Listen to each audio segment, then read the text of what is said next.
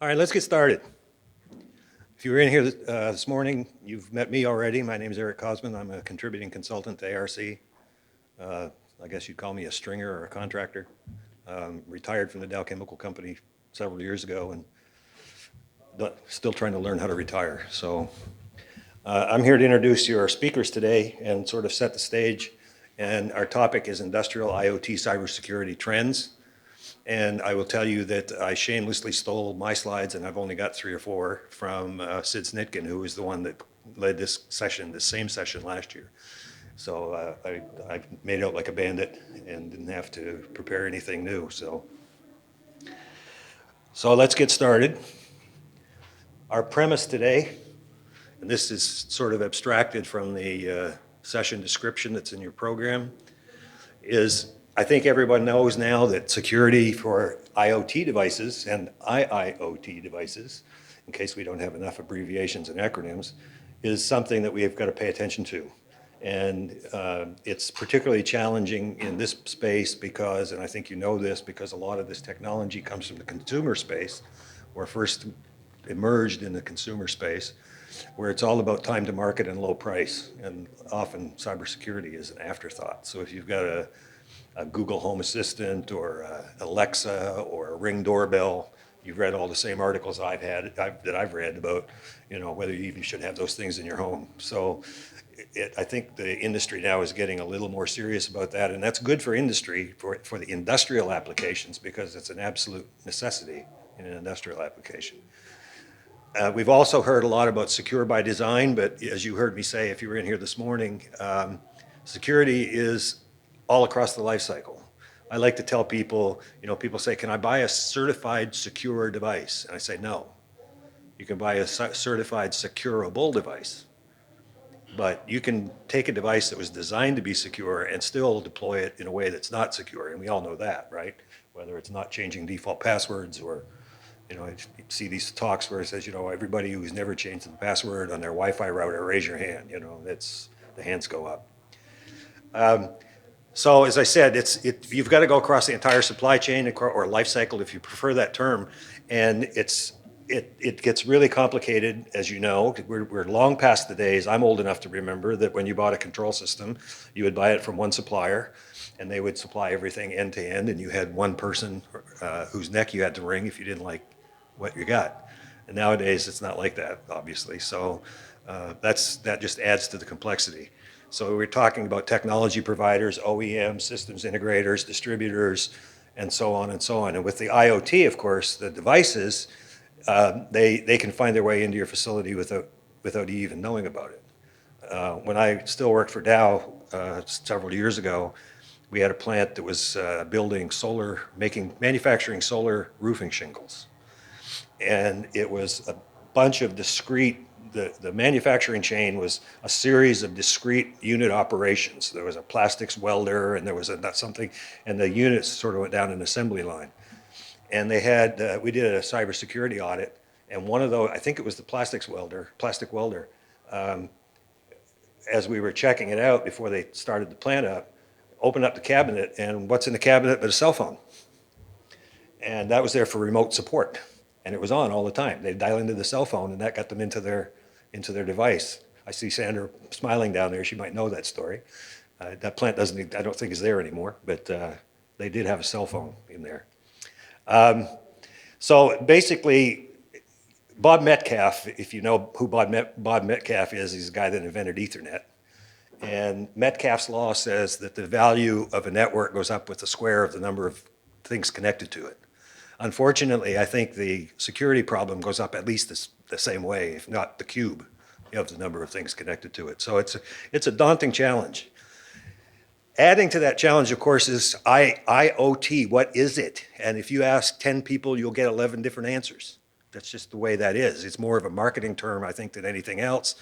But basically, it's this grab bag of, anything that's smart enough to talk or communicate. And if it's a thing, like a cell phone or I don't know, some little sensor or smartwatch or whatever, then guess what? They all talk to each other. So putting all of that together into this funnel, as I see on this slide, and calling it IoT, that's the easy part. Trying to sort of approach it in a systematic way is a lot more difficult. And of course, the other thing, is the range of applications. So the drivers are pretty well known. Reduce cost to design, build, operate, and maintain. Increase productivity, although sometimes I'm a little skeptical about that. I'm old enough, I guess, to be skeptical about a lot of things. But I always wonder when people use productivity as a business justification. We had a vice president in our company when I was still working at Dow, and if anyone came into his office to justify a project based on productivity, he practically threw him out of his office.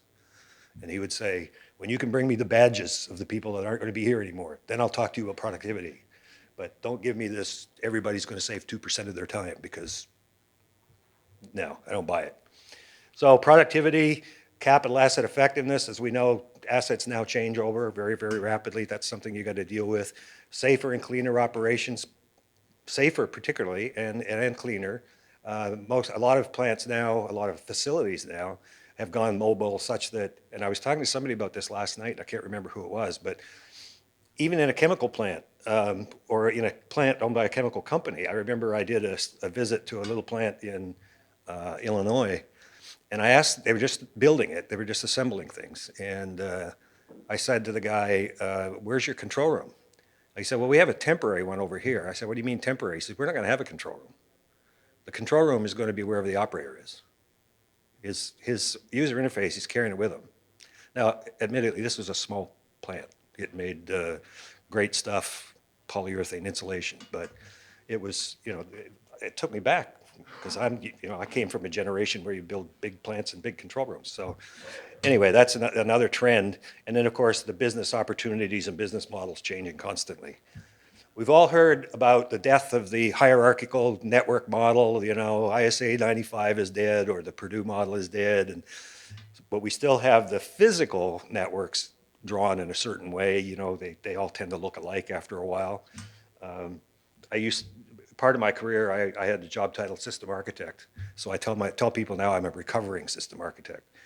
But I can't tell you how many of these diagrams I've seen over the years. But the newer ones coming out are more lumpy and amorphous. They're cloud-based, and things are connected in dotted lines if they're connected at all, and yet they all still work together. So the one sort of exception to that, of course, is down at the plant floor, although that's changing too. It tends to be a little bit more rigorous.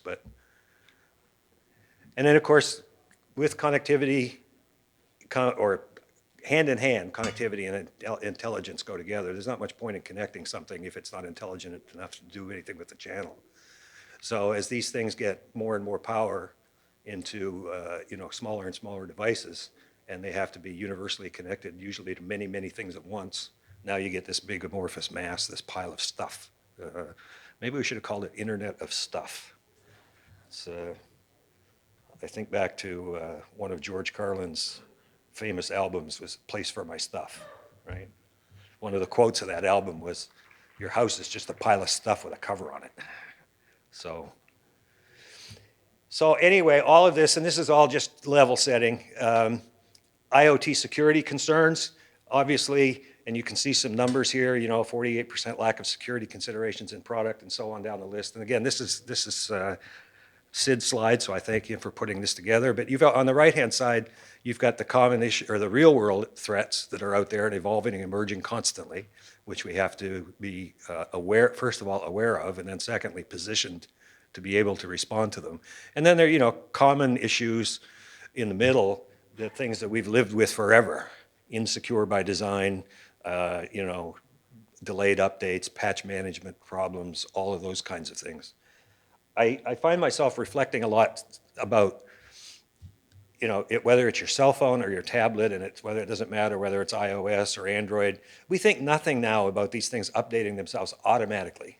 We turn on automatic updates, and whenever somebody posts a new version of the software to the App Store, poof, you get it.